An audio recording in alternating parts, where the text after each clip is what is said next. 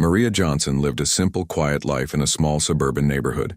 She was a single mother of two young children, 8-year-old Jordan and 6-year-old Lily, and worked tirelessly as a nurse at the local hospital. Her days started early, often before sunrise, and ended late at night after she had tucked her kids into bed. Despite the challenges of raising her family alone, Maria found joy in her routine. She loved watching her children grow, helping them with their homework and cheering them on during school events. Life wasn't perfect, but it was peaceful, and that was enough for her. Maria's house was modest, with peeling paint on the front door and a garden she tended to whenever she had free time. The flowers bloomed beautifully every spring, and her neighbors often complimented her green thumb. She kept to herself most of the time, preferring the comfort of her home over social gatherings. Still, she was friendly with those around her, a wave here, a smile there. People in the neighborhood knew her as a kind, hard-working woman who always put her kids first. But one fateful evening, everything changed. It was a Thursday, and Maria had just finished her shift at the hospital. She was exhausted but grateful to be heading home. The drive from the hospital to her house usually took about 20 minutes, but tonight, something felt different. As she turned onto Main Street, she noticed flashing red and blue lights in her rearview mirror. Confused, she slowed down and pulled over to the side of the road. Her heart sank as 3 police cars surrounded her vehicle. 2 officers approached her car, their flashlights shining directly into her face. License and registration. One of them barked, his tone sharp and commanding. Maria fumbled nervously, trying to locate her documents. "Is there a problem, officer?" she asked politely, hoping this was all some sort of misunderstanding. The officer ignored her question and began inspecting her car instead. "You were speeding recklessly back there," he said, pointing vaguely toward the intersection they had passed. Maria shook her head, bewildered. "I don't think so," she replied softly. "I was going the speed limit." The second officer chimed in, his voice dripping with sarcasm. "Oh, really? You sure about that?" He leaned closer to her window, his expression hard and unfriendly. "We clocked you going way over the limit. Maybe you weren't paying attention." Maria felt, her cheeks flush with frustration. She hadn't been speeding, not once during her entire drive. But arguing with these men seemed pointless. They didn't seem interested in hearing her side of the story. Instead, they continued to scrutinize her car, shining their flashlights into every corner. One of them even opened her glove compartment, without asking, spilling papers onto the passenger seat. "Excuse me," Maria exclaimed, her voice rising slightly. "What are you doing? You can't just search my car like that." The officers exchanged smirks, clearly amused by her protest. "Ma'am, we're allowed to do whatever we need to ensure public safety," one of them said mockingly. "If you cooperate, this will go a lot smoother for you." For the next 20 minutes, Maria endured their invasive behavior. They rifled through her belongings, made snide comments about her attitude, and accused her of hiding something illegal. When they finally let her go, with an exorbitant ticket for reckless driving, she felt humiliated and furious. How could this happen? She hadn't done anything wrong. And yet she couldn't shake the feeling that this wasn't just about traffic laws. This was about something deeper, something uglier. That night, lying awake in bed, Maria replayed the incident over and over in her mind. She thought about how the officers had treated her, not like a person, but like a suspect. Their dismissive attitudes, their refusal to listen, their unnecessary aggression, it all added up to something more than just a routine traffic stop. Maria knew she wasn't the only one who faced this kind of treatment. Friends and neighbors had shared similar stories, recounting how law enforcement targeted them based on race or socioeconomic status. It was as if being black automatically made you guilty in their eyes. As the hours ticked by, Maria wrestled with a mix of emotions: anger, fear, helplessness. She wanted to scream, to fight back, to demand justice. But what could she do? She was just one person, a single mom trying to provide for her kids. Would anyone even care if she spoke up? These questions swirled in her mind, keeping her awake long into the night. Eventually, exhaustion took over, and Maria drifted off to sleep. But even in her dreams, the memory of those flashing lights haunted her. She couldn't escape the feeling that this wouldn't be the last time she'd face such treatment. Something had to change. But how? For now, all she could do was hope that tomorrow would bring a fresh start. Little did she know, her life was about to take a dramatic turn, one that would test her strength, resilience, and faith in humanity. And somewhere far away, a man sat quietly in his study, unaware of the storm brewing in his daughter's life. James Carter, retired Delta Force commander and Maria's father, was used to handling crises. But nothing could have prepared him for the phone call he would receive just days later. A call that would thrust him into a battle unlike any he had faced before. The days following the humiliating traffic stop were supposed to bring relief for Maria. She had hoped it was a one-time incident, a terrible but isolated event she could chalk up to bad luck. But as the weeks went by, Maria realized that her ordeal wasn't over. In fact, it was only beginning. It started innocently enough. A few days after the first encounter, Maria was driving home from picking up groceries when she noticed flashing lights in her rearview mirror again. This time, the officer claimed she hadn't signaled properly before turning onto her street. "You're required to use your blinker at least 100 feet before making a turn," he said sternly, handing her another ticket. Maria bit her tongue, knowing she had used her signal. Arguing wouldn't help, they wouldn't listen anyway. Then came the broken taillight accusation. One evening, while returning from work, an officer pulled her over and informed her that her left taillight was out. Confused, Maria stepped out of her car to inspect it herself. Sure enough, the light worked perfectly. She showed the officer, but he shrugged it off. "Well, it must have flickered earlier," he said dismissively. "I'll let you off with a warning this time, but fix it." Frustrated, Maria spent $50 the next day replacing the bulb, even though she knew it wasn't broken.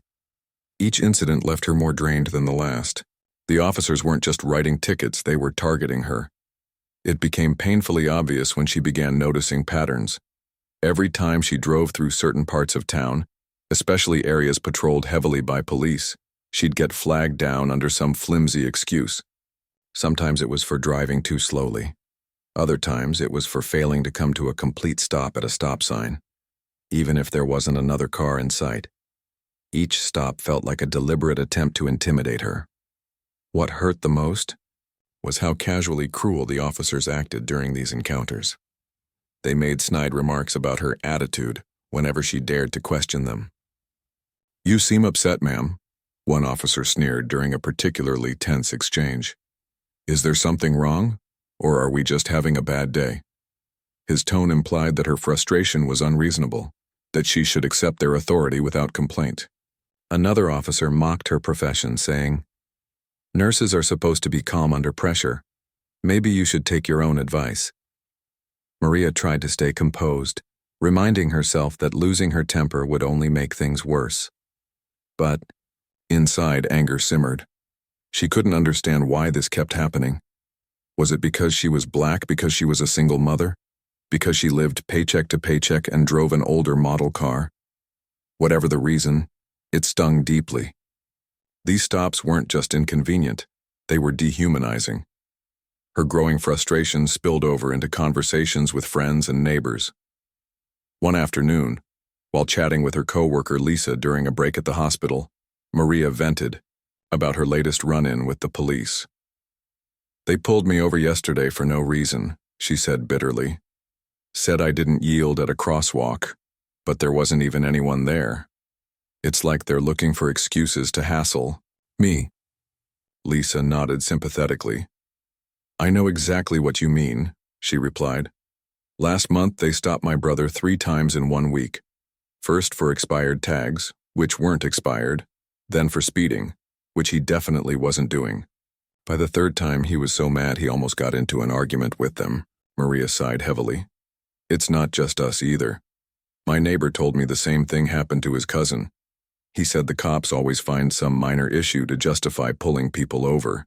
It's like they think they can do whatever they want because nobody will stop them." Lisa lowered her voice. "And honestly, who's going to stop them? Most people don't have the energy to fight back. They just pay the fine and move on. That conversation stayed with Maria long after her shift ended. As she drove home, she thought about all the stories she'd heard, not just from Lisa, but from others in her community. Friends, co-workers, acquaintances, they all had similar tales of harassment, discrimination, and mistreatment at the hands of law enforcement. Some joked bitterly about being lucky to live in a place where the police paid attention to them at all. Others expressed fear, worrying that one wrong move could escalate into something far worse. Despite the mounting evidence that this behavior was systemic, Maria struggled to reconcile it with her belief in fairness and justice. Growing up, she had been taught to respect authority figures, to trust that they were there to protect and serve. But now she found herself questioning everything she thought she knew. Were these officers really protecting anyone? Or were they abusing their power to control and oppress? One evening, as she tucked her children into bed, Maria felt a wave of sadness wash over her. Jordan looked up at her with sleepy eyes and asked, "Mommy, why do the police keep stopping you? Did you do something wrong?" Her heart broke at his innocent question. How could she explain this to him? How could she tell her little boy that sometimes people are treated unfairly simply because of the color of their skin? Instead, she forced a smile and kissed his forehead. "No, baby, I didn't do anything wrong," she whispered. "Sometimes people make mistakes. But Mommy is strong, okay? We'll figure this out together." Lying awake later that night, Maria replayed the conversation in her mind. She hated that her kids might grow up thinking this kind of treatment was normal. She wanted better for them, for all of them. But how could she fight back against something so ingrained, so pervasive? She was just one person, a single mom trying to survive.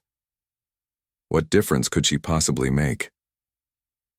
As the days turned into weeks, Maria's frustration reached a boiling point.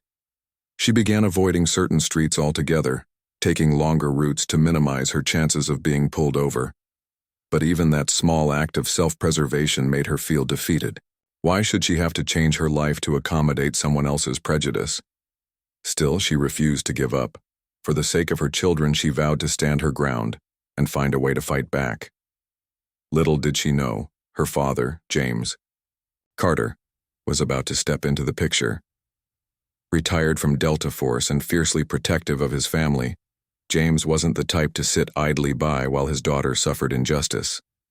When Maria finally called him, tears streaming down her face as she recounted everything she'd endured, he listened quietly but intently. By the time she finished, he already had a plan forming in his mind. But until then, Maria carried the weight of her experiences alone. Each ticket, each insult, each moment of humiliation chipped away at her spirit. But it also fueled her determination. She didn't know it yet, but the seeds of resistance were already planted, and soon, with her father's help, they would begin to grow. Maria's breaking point came on a cold, rainy Tuesday evening. She had just returned from yet another exhausting day at the hospital, her scrubs damp from the storm and her patience worn thin. As she pulled into her driveway, she noticed a police car parked across the street. Her stomach dropped. It wasn't unusual for patrol cars to linger in the neighborhood, but something about this felt different, personal, almost predatory. She hurried inside, locking the door behind her with trembling hands. The kids were already asleep, their soft breathing filling the quiet house. Maria sat down at the kitchen table, staring blankly at the wall. Tears welled up in her eyes as she replayed every humiliating traffic stop, every snide remark, every unjust ticket. She felt trapped, powerless against a system that seemed determined to crush her spirit. Finally, unable to hold it in any longer, she picked up her phone and dialed her father's number. James Carter lived several states away, but their bond was unshakable.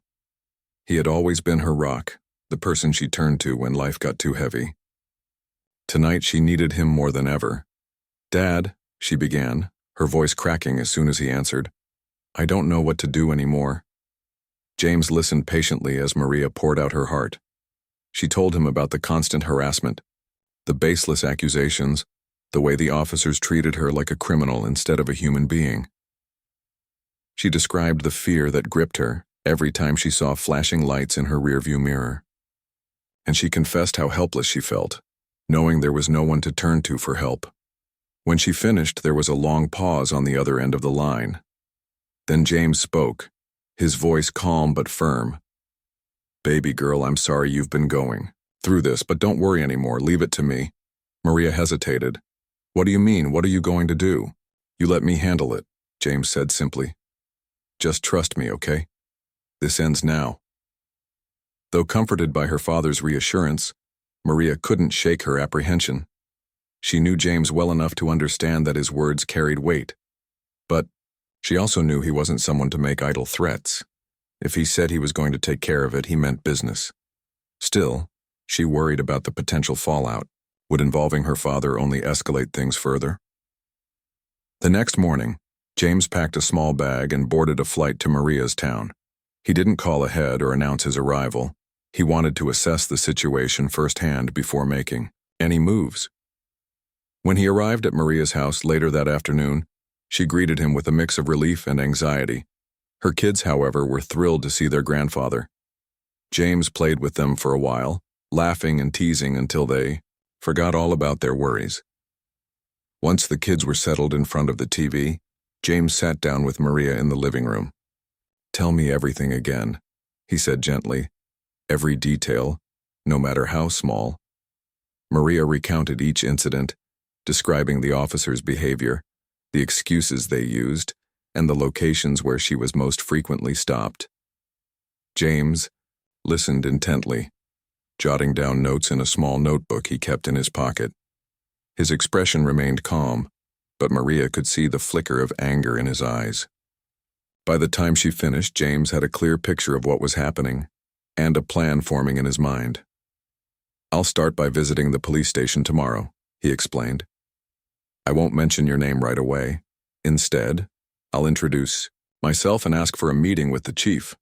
Once I'm face to face with him, I'll explain the situation and remind him who he's dealing with."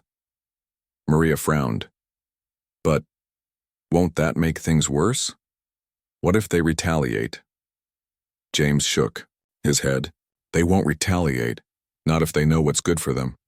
Trust me, baby girl. I've dealt with bigger problems than this. These guys may think they're untouchable, but everyone answers to someone, and I happen to know exactly who to talk to." Despite her lingering doubts, Maria nodded. She trusted her father implicitly, even if she didn't fully understand his methods. For the first time in weeks, she felt a glimmer of hope.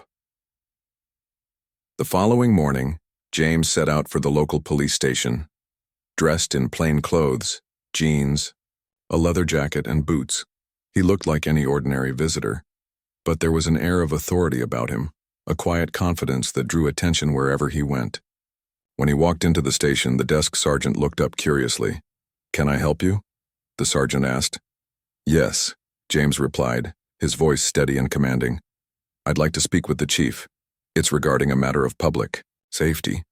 The sergeant hesitated, clearly unsure whether to take this stranger seriously, but something about James's demeanor made him reconsider. "Do you have an appointment?" he asked cautiously. "No," James said. "But I think he'll want to see me once he hears why I'm here." Word spread quickly among the officers about the mysterious visitor claiming to have ties to national security. Curiosity piqued, the chief agreed to meet with him. Moments later, James was ushered into the chief's office, a spacious room with framed commendations lining the walls, and a polished oak desk dominating the center. "Mr. Carter," the chief greeted him, standing to shake his hand. "What brings you here today?" James took a seat, his posture relaxed but alert. "Thank you for seeing me on such short notice," he began. "My name is James Carter, and I'm here to discuss an issue affecting members of this community, specifically, instances of misconduct within your department." The chief raised an eyebrow. "Misconduct? That's a serious accusation. Do you have evidence to support it?" James leaned forward slightly, his gaze unwavering. "Let's just say I've been informed of multiple incidents involving racial profiling, excessive force, and harassment. One individual in particular has been targeted repeatedly under questionable circumstances.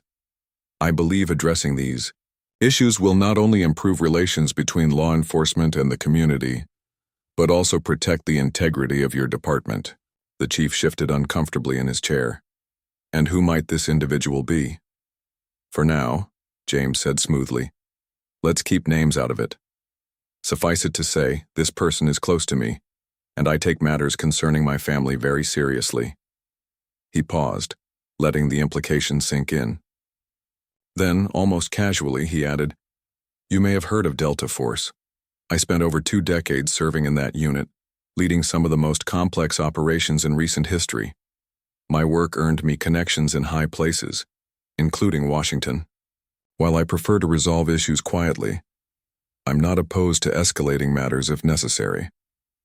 The chief's eyes widened slightly, though he tried to mask his reaction. He had indeed heard of Delta Force, and the mention of James's credentials sent a chill down his spine.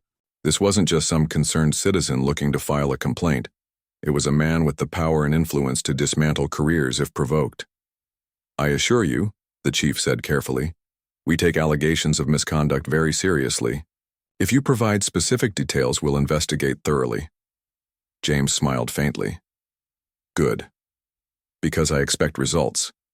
Starting immediately, I want to see a noticeable change in how your officers interact with the public, especially those who've been unfairly targeted.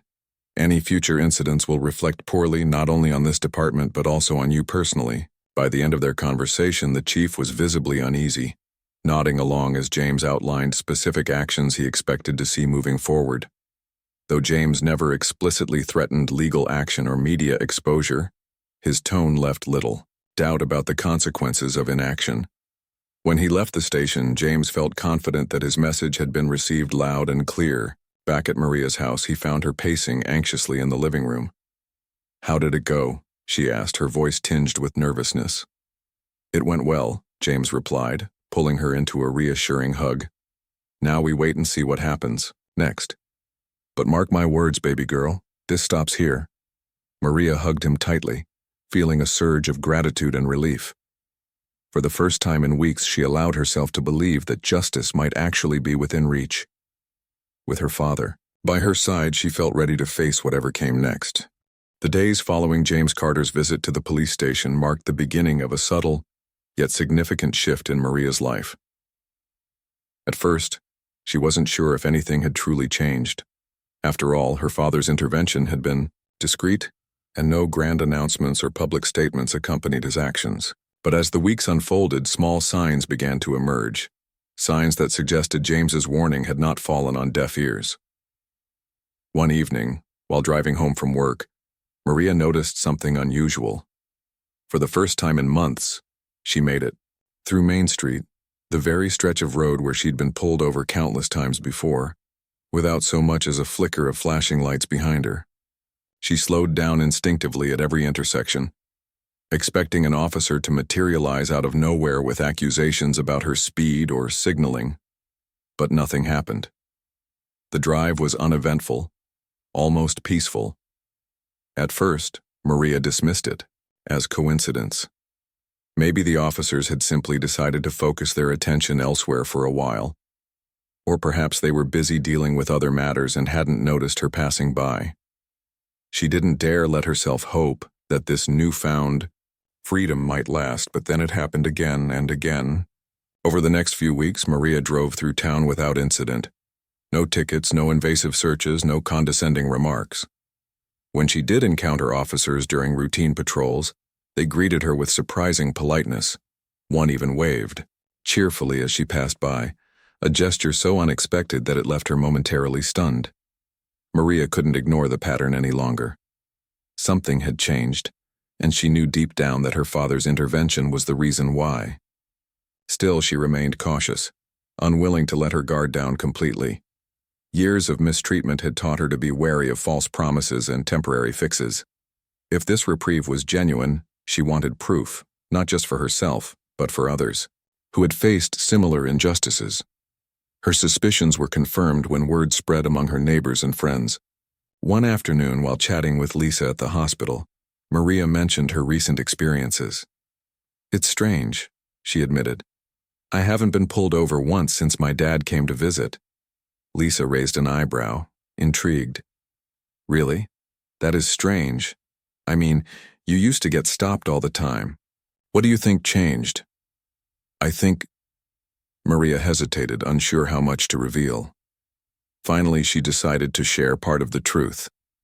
I think my dad might have talked to someone at the station. He's not someone people usually ignore. Lisa nodded knowingly. Makes sense. Your dad always struck me as the kind of guy who gets things done. As the conversation continued, Lisa revealed that she had also noticed changes in the neighborhood. Her brother, who had previously been harassed by officers, now reported being treated with respect during traffic stops.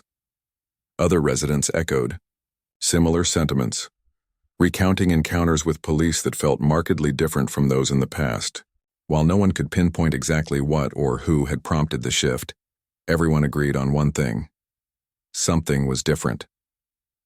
News of these developments reached James, who kept a close eye on the situation from afar. Though he had returned to his home state after his initial visit, he stayed in regular contact with Maria, checking in to ensure the improvements persisted. Satisfied that his message had been received, he began working on a more long-term solution. James understood that systemic change required more than just intimidation. It demanded accountability.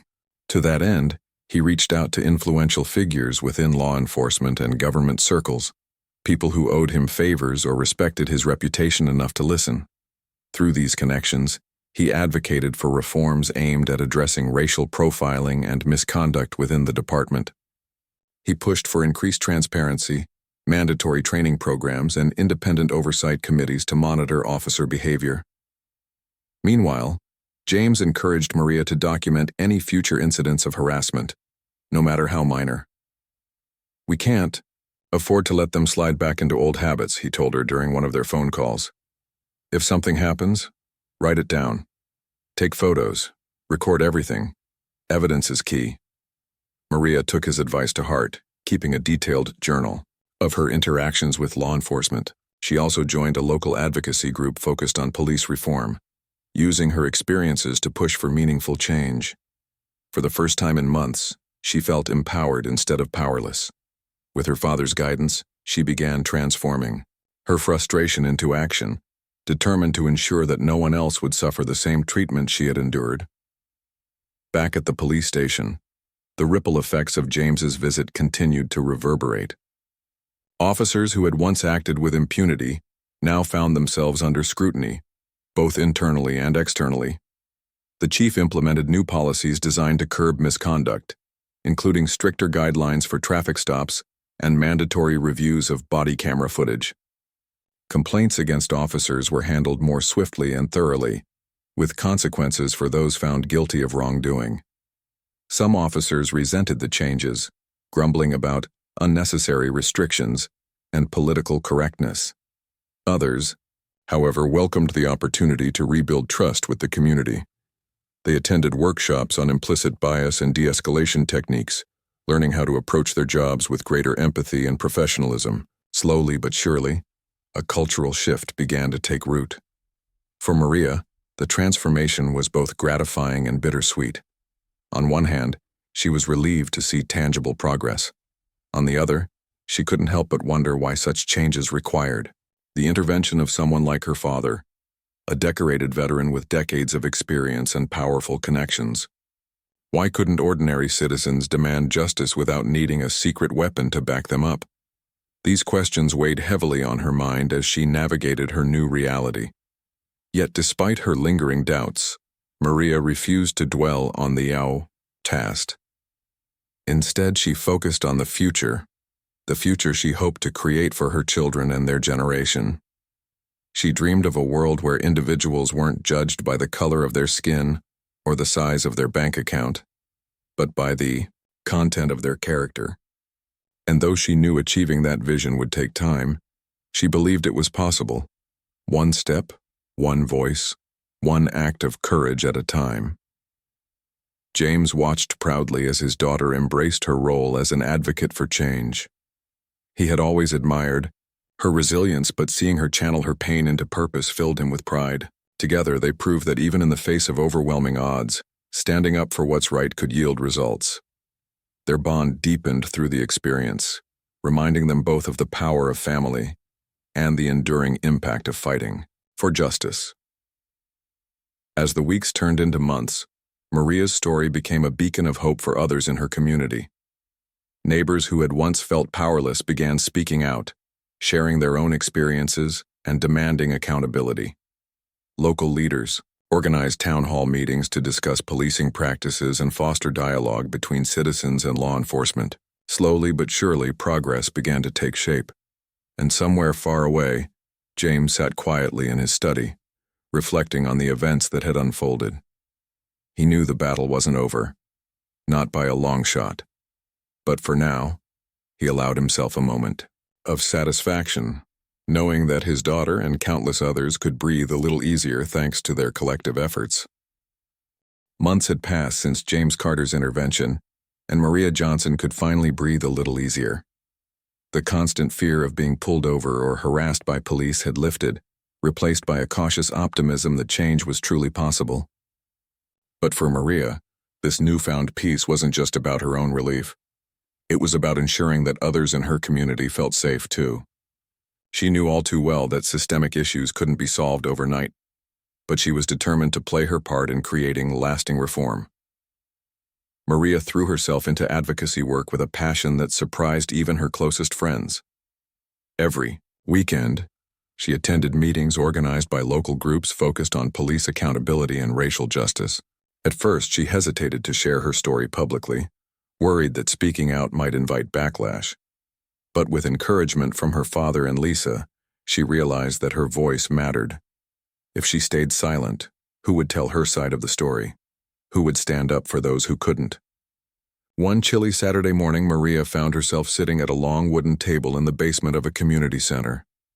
The room buzzed with energy as people gathered to discuss recent developments in their fight for justice. Flyers advertising upcoming protests lined the walls, and handwritten signs reading, "Accountability Now" and "Justice for All," leaned against easels near the front of the room. Maria listened intently as speakers shared updates on policy changes within the police department, including new training programs and stricter oversight measures. When it was her turn to speak, Maria stood nervously, clutching a crumpled piece of paper with notes scribbled in her neat handwriting. Her heart raced as dozens of eyes turned toward her, but she reminded herself why she was there, to make sure no one else endured what she had. Taking a deep breath, she began. "I never thought I'd have to fight this hard just to exist," she said softly, her voice trembling at first. "I'm not a criminal. I'm not dangerous.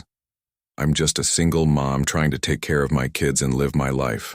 But for months I was treated like I didn't belong, not because of anything I did, but because of who I am." She paused, glancing around the room. Faces nodded in understanding, some wiping away tears. Encouraged, she continued. "What happened to me isn't unique. Too many people here have faced similar treatment or worse. We deserve better. Our families deserve better. And we're not going to stop until we get it." The room erupted in applause when she finished, and several attendees approached her afterward to thank her for sharing her experience. For the first time, Maria felt like she was part of something bigger than herself, a movement fueled by courage, resilience, and hope.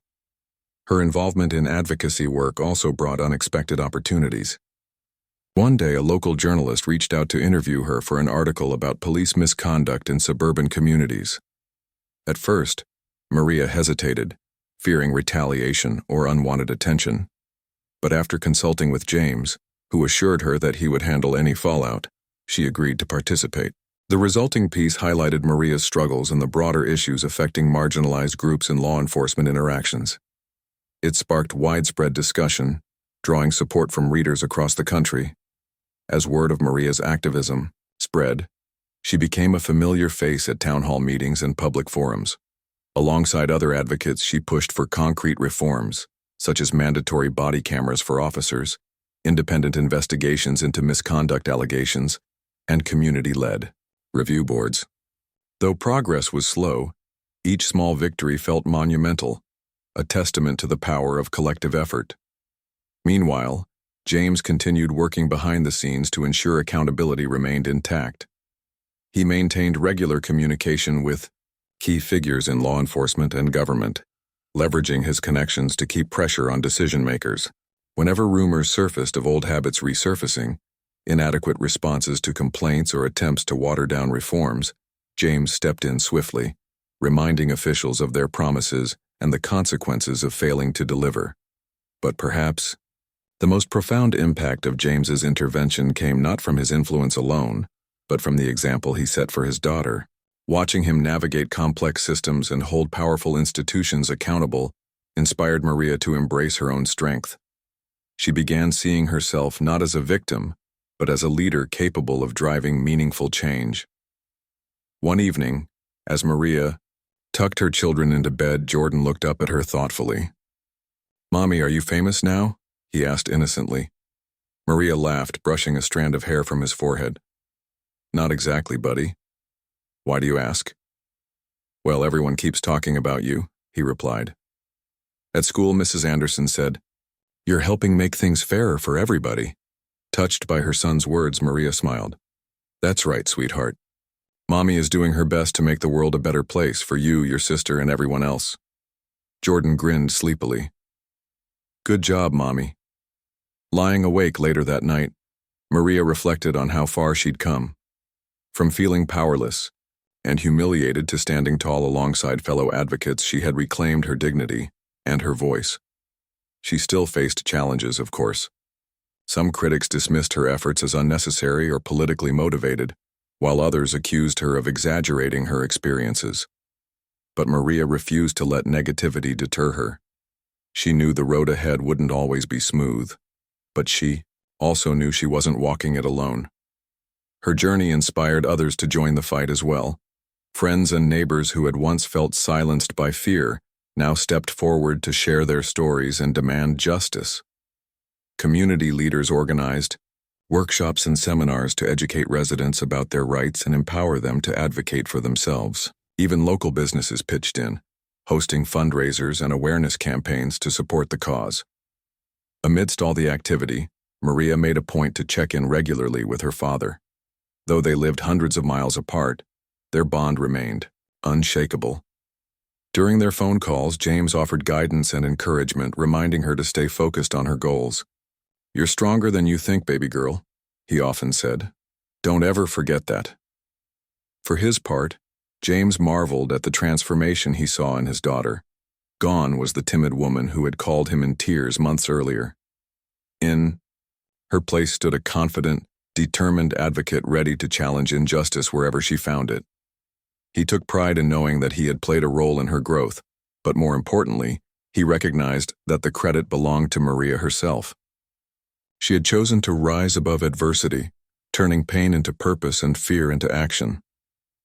As spring gave way to summer, the community celebrated its progress with a large outdoor rally.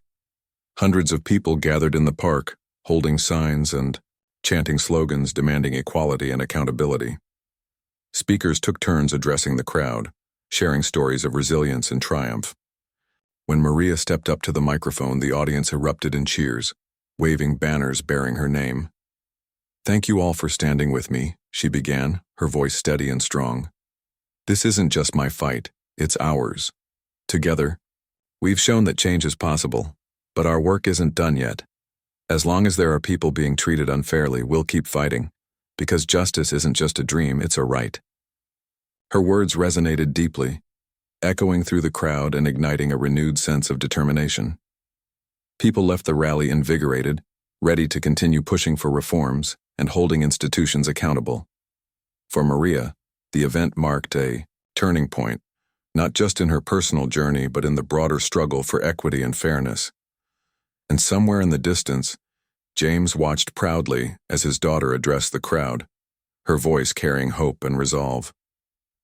He knew the battle was far from over, but he also knew they were winning, one step, one voice, one act of courage at a time. As the months turned into a year, Maria Johnson's life had transformed in ways she could never have imagined.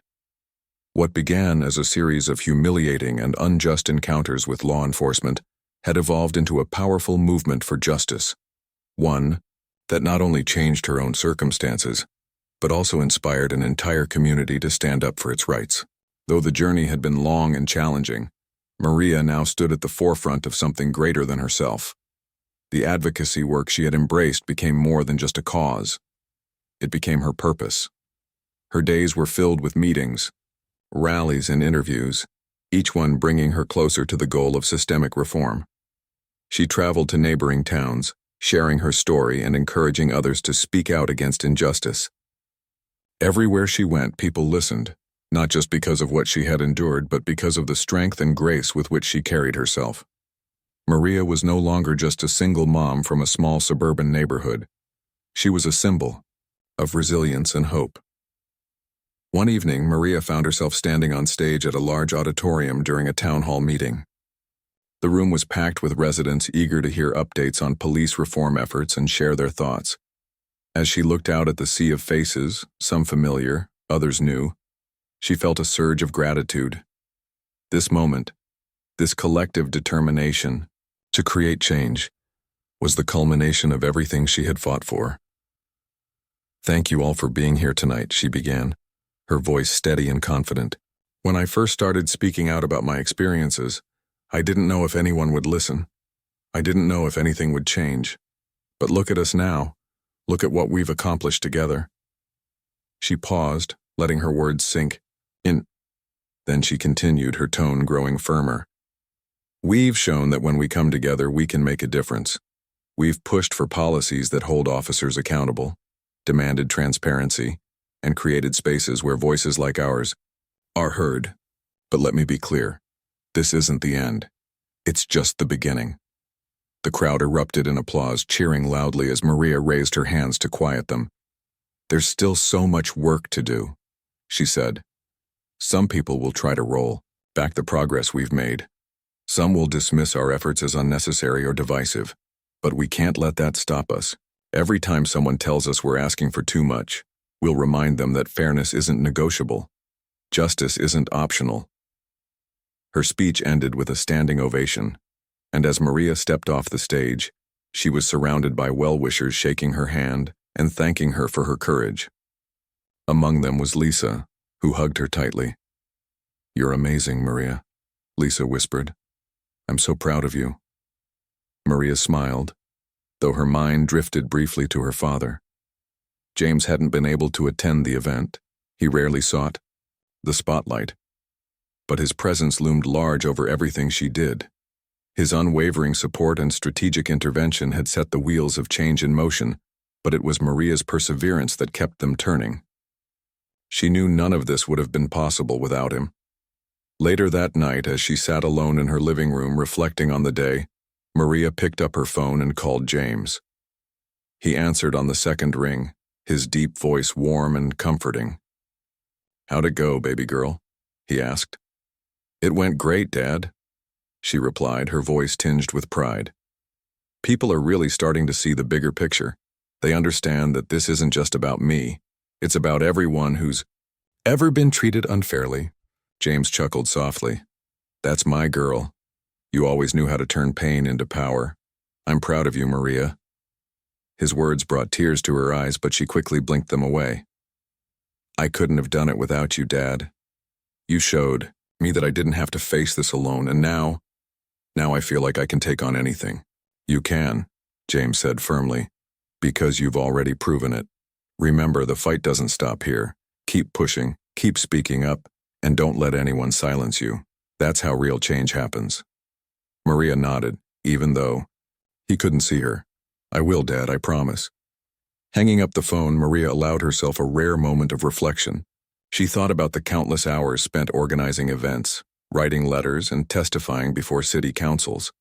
She remembered the sleepless nights worrying whether she was doing enough, whether her efforts would truly make a difference. And she recalled the moments of triumph. The cheers of the crowd, the hugs from strangers, the knowledge that her children were watching her lead by example. For Jordan and Lily, Maria's activism had become a lesson in resilience and integrity. They saw their mother not as a victim of circumstance, but as someone who refused to accept injustice quietly. At school, they proudly told their classmates about her work, beaming with pride whenever someone mentioned her name. One afternoon, while helping Lily with her homework, Maria overheard her daughter explaining to a friend why fairness mattered so much. "My mommy says everyone deserves to be treated nicely," Lily said earnestly, "even if they're different." Those words stayed with Maria long after the conversation ended. They reminded her why she kept fighting, not just for herself, but for future generations. She wanted her children to grow up in a world where respect and equality weren't privileges reserved for a select few, but rights guaranteed to all. As the months passed, Maria's influence continued to grow. She collaborated with national organizations dedicated to police reform, lending her voice to campaigns advocating for legislative changes. Lawmakers invited her to testify at hearings, recognizing the authenticity and impact of her story. Journalists profiled her in magazines and newspapers, calling her a beacon of hope and a catalyst for change. Yet despite the accolades, Maria remained grounded. She knew the true measure of success wasn't fame or recognition. It was the tangible improvements she helped bring to her community. Back at home, James watched his daughter's journey unfold with quiet pride. Though retired and content with his quiet life, he occasionally joined Maria for events, offering advice and moral support. When people learned of his background, they often marveled at the role he had played in sparking the movement. But James deflected the attention, insisting that the credit belonged to Maria and those who stood alongside her. "She's the one who made this happen," he told reporters during a rare interview. "I just gave her the tools. The rest was all her." By the end of the year, significant strides had been made toward accountability and transparency within the police department. Officers underwent rigorous training programs focused on de-escalation and cultural sensitivity. Independent oversight committees reviewed misconduct allegations, ensuring impartial investigations. Body cameras became mandatory, and footage was made available to the public upon request. While challenges remained, the foundation for lasting change had been laid. Maria celebrated these victories with humility, knowing that vigilance was key to maintaining progress. She continued attending meetings, organizing protests, and mentoring young activists eager to follow in her footsteps. Her advocacy extended beyond policing, addressing issues like affordable housing, education equity, and healthcare access. For Maria, justice wasn't a singular issue. It was interconnected, requiring holistic solutions. One crisp autumn morning, Maria stood in her garden, tending to the flowers that had bloomed so vibrantly since spring. As she worked, she reflected on the past year, the struggles, the triumphs, the lessons learned. Life hadn't returned to the quiet simplicity it once was, nor did she want it to. She had found her purpose, and nothing could diminish the fulfillment it brought her. In the distance, laughter erupted from inside the house as Jordan and Lily played together. Maria smiled, feeling a deep sense of peace. No matter what challenges lay ahead, she knew she was ready to face them, not alone, but surrounded by a community united in its pursuit of justice. And somewhere far away, James smiled too, knowing that his daughter's legacy of strength would endure for years to come.